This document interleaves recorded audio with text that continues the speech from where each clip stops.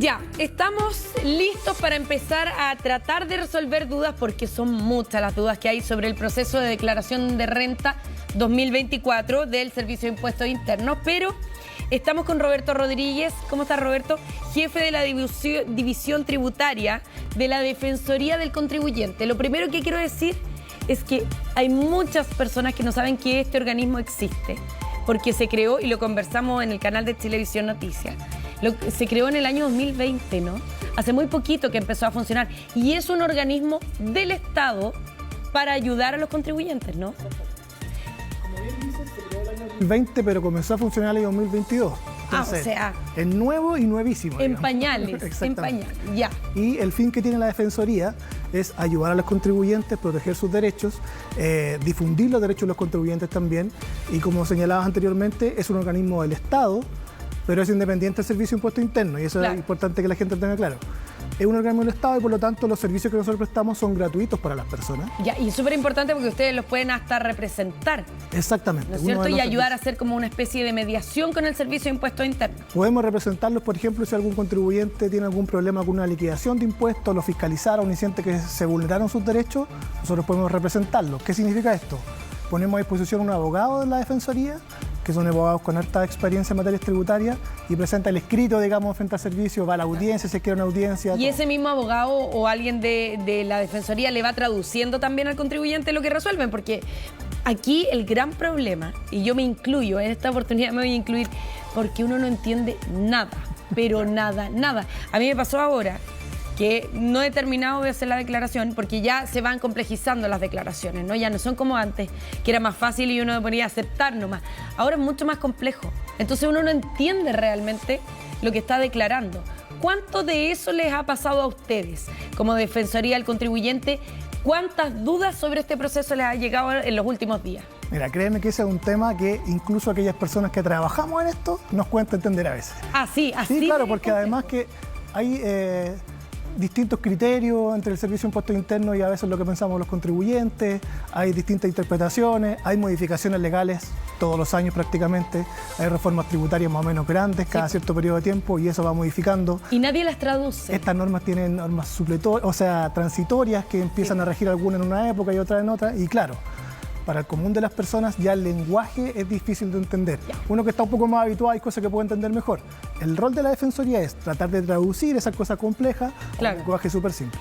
Ahora, tenemos una gráfica preparada para que vayamos metiendo las preguntas a continuación, pero que muestra los pasos a seguir cuando uno hace la operación renta y su declaración de renta 2024, ¿no es cierto? Lo primero es que hoy día se despliega, Servicio de Impuestos Internos, vamos a partir de cero para que sea súper didáctico, ¿no es cierto? La página del Servicio de Impuestos Internos. Pero es importante, Karina. A ver. La página es www.sii.cl. Acabamos de ver una noticia que señalaba que había una página que estaba suplantando identidad, que era similar, muy similar, pero a la cual se accedía a través de un correo electrónico. Por lo tanto, es importante que la gente vaya al buscador, al navegador, no pinche a través de correo, que vaya y ponga sii.cl. Es muy importante, ya. Una vez que entramos al sitio, que ya tenemos la certeza que es el Servicio de Impuestos Internos, se despliega solita una pantalla que dice, esta es la identificación, ¿no es cierto? Con la clave que uno debe tener y en este caso con clave única. Puede ser clave única o clave tributaria, dependiendo. Ya. Y una vez que ingresamos, ahí lo tenemos, vamos a avanzar. Están poniendo la clave, nosotros tenemos todos los resguardos para que no se sepa nada y borramos todo. Ya, ahí está. Y dice, declaración de renta, uno va a trámites en línea, ¿no? Trámites en línea, exactamente. Si no le sale así, porque se despliega a veces esta pantalla, otras veces otra, pero si no le sale el banner, va a trámites en línea y baja, ¿no? Mira, claro. Así es. Un poquito más. Ahora, hablando de esto de trámites en línea, es interesante señalar que hasta hace algunos años atrás esto se hacía en un formulario de papel, digamos. Sí, pues había que ir. Ahora está mucho más democratizado con el acceso a Internet. Menos mal, porque el tiempo no le queda a todo el mundo. Exactamente. Ya, declaración de renta, se pincha y formulario de 22. Formulario 22. El famoso declarar renta. Ahí tenemos, pinchamos, seguimos avanzando. Ya, y ahí, por ejemplo, importante. Súper. En operación renta se deben informar todos los ingresos del año calendario anterior al año en que se hace la declaración. Claro. Que es, este es el año tributario 2024, pero vamos a informar el año comercial 2023. Por lo tanto, allá arribita en la pestaña hay que seleccionar 2023. No, 2024, porque ahí dice año tributario. Ah, ya, pero año tributario. Claro. Ya, pero año arriba tributario dice... 2024 se informan las rentas del año 2023. Ah, perfecto. Pero y arriba que dice selecciona el año tributario que deseas declarar, tiene que ser 2024. 2024. Y ahí aparece el ejemplo, ¿viste? Las rentas percibidas en el año 2023 se declaran en el año tributario 2024. Ya, aquí va a aparecer, nosotros lo tapamos porque lo habíamos hecho con la información personal de alguien de acá del equipo, entonces nada que ver a andar difundiendo, pero aparece esto, se despliega el RUT de la persona, el nombre, correo electrónico, dirección, comuna, y ahí están. Y uno, si está todo correcto, le pone continuar, ¿o no? Claro, pero nosotros ¿qué recomendamos? Ir al link donde dice información para declarar. ¿Sí? ¿Por No qué? continuar. ¿Por a qué? ver, ya. Porque es importante que las personas entiendan que la propuesta que tiene el Servicio de Impuesto Interno se hace en base a información que entregan diversas entidades, que son, por ejemplo, tus empleadores, si es que tienes varios empleadores, los bancos, si es que tienes crédito, aquellas entidades financieras donde tienes inversiones, por ejemplo, Claro. y ellos van informando a través de las declaraciones juradas que se llaman esos ingresos que tú percibiste durante el año. Pero si yo pincho ahí donde dice información para declarar, ahí sale toda la información que debiera estar para mí. Ahí sale toda la información que debería estar para ti. Y por se ejemplo, puede modificar, si yo encuentro, por ejemplo, que hay algo que no está declarado, ¿lo puedo incluir? Sí, hay algunas que se pueden incluir fácilmente, otras que se requiere una certificación por parte de la entidad que aportó mal la información para poder modificarla. ¿Ya? Por ejemplo, si el banco informó mal los créditos que tú tienes, los créditos hipotecarios que te dan derecho a un beneficio, tienes que conseguir que el banco modifique esa declaración jurada para que pueda corregir. Y por eso también es importante que la gente revise. Porque ¿qué pasa cuando tú vas a continuar? Si hay alguna información que se entregó mal y quieres declarar pronto porque quieres recibir tu devolución el 26 de abril, claro. Pero si hay alguna institución de estas, tu empleador, el banco, etcétera, cualquier otra, se equivocó y después modifica esa declaración, se observa tu declaración y tu devolución de renta, por lo tanto, en vez de ir más rápido, va más lento. Porque queda observada, digamos. Ya, pero esas correcciones se pueden hacer igual, lo que pasa es que van a ser más lento. Siempre se puede. Ya, y otra cosa, ¿cómo saber yo si es que, y esto le debe pasar a mucha gente que tiene crédito hipotecario, la gran mayoría de los chilenos, ¿cómo sé si la información que el banco aportó está correcta en torno a lo que a mí me deben devolver por el crédito hipotecario? Ya, y esto también es importante. Es súper compleja la pregunta. Y también es difícil, digamos. ¿Por qué? Porque las personas obviamente tienen que tener más o menos un conocimiento de cuánto es lo que están pagando mensualmente por su dividendo. El dividendo. Les llega una cartola que puede ser en carta. Pero también los bancos informan al contribuyente a fines de marzo más o menos, le mandan un certificado que dice: usted pagó tantos intereses por concepto de impuesto de dividendo hipotecario durante el año 2023. Y eso es por... Y ese es el monto que tiene que estar señalado en la declaración. ¿Pero eso es por trimestre? No, anual. Anual. Entonces debiera ser una cartola anual del crédito hipotecario. Sí. Buscarla en el mail. Buscarla en el mail, o a veces también en la propia página de los bancos también está a disposición el certificado de pago de intereses por dividendo hipotecario. Así se llama, certificado de pago de intereses por dividendo hipotecario. Exactamente. Ese valor debiera ser el mismo que está para el Servicio de Impuesto Interno. El mismo que debe estar informado ahí. Ya, y si no es el mismo. Hay que comunicarse con el banco y explicarles que lo que está informado no es lo correcto y por lo tanto que tienen que modificar esa información para poder acceder al beneficio. Ya, una de las grandes novedades de este proceso y que lo ha vuelto aún más complejo es que ahora hay que declarar, por ejemplo, la utilización de los bienes, sobre todo los bienes raíces. Sí. Las personas que tienen, por ejemplo, un bien raíz, dos bienes raíces, no es lo mismo que tener más. Y además hay que decir y mencionar qué se hace con ellos. Sí. Vamos a hacer una pequeña pausa comercial y al regreso detallamos cómo se informa eso y si realmente eso se contabiliza o no en la declaración de renta. Perfecto. Ya, hacemos una pausa y regresamos con más.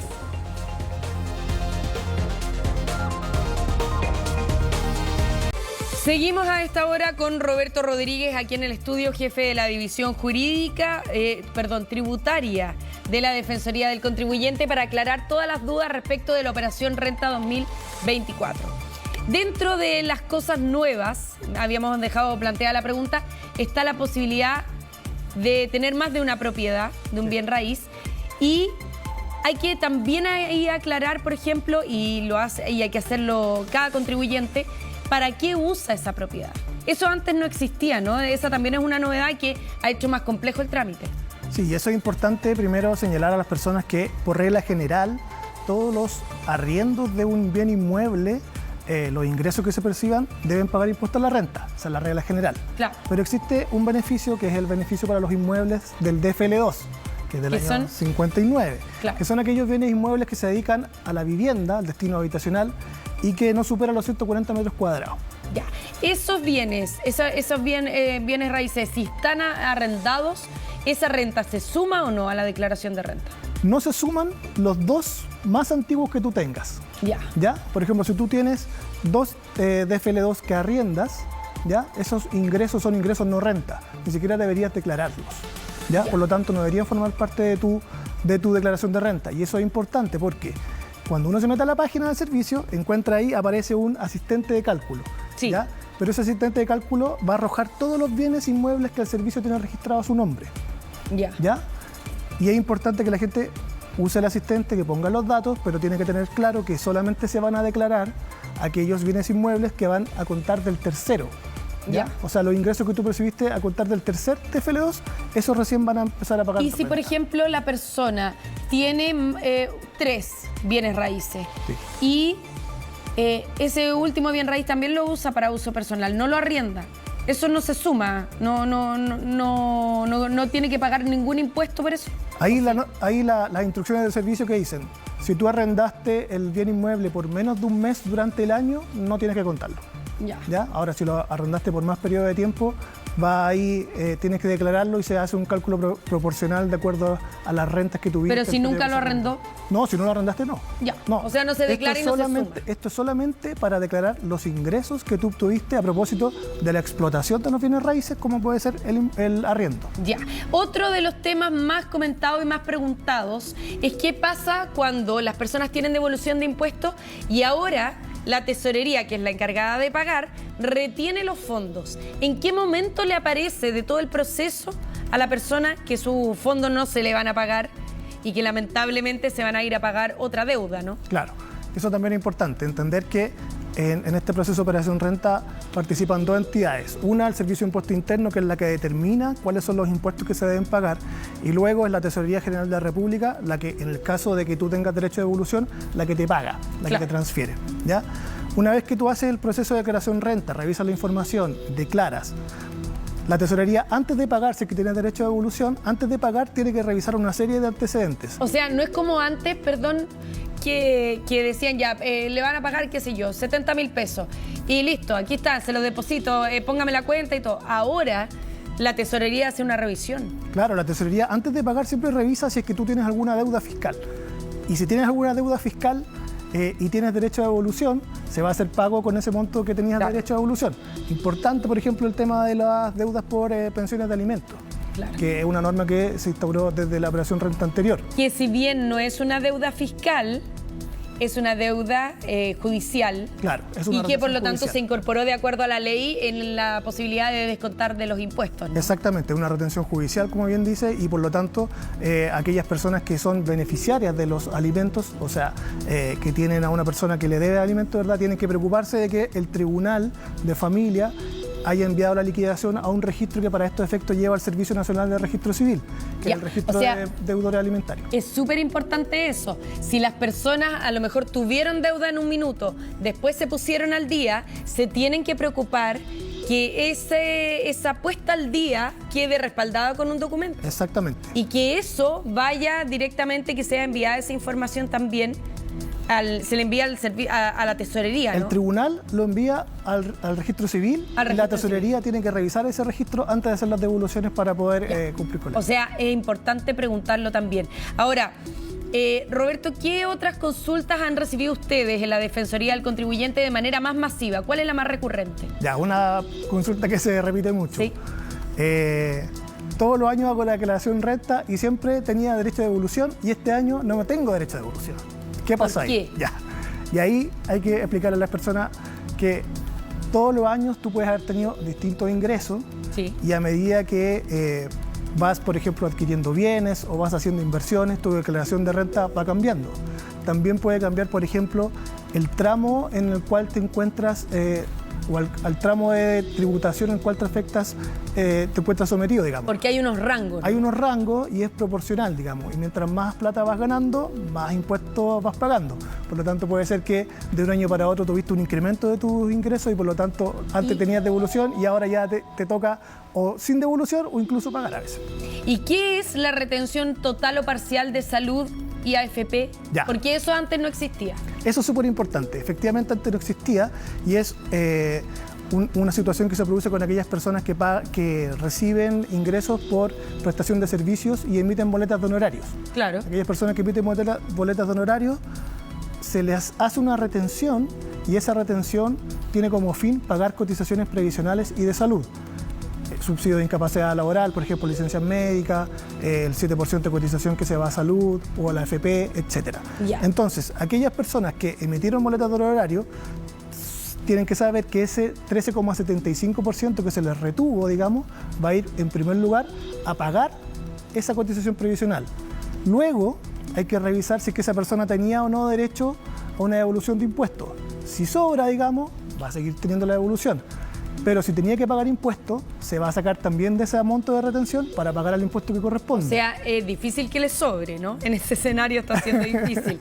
Bueno, y una última consulta cortita, a ver si la podemos resolver.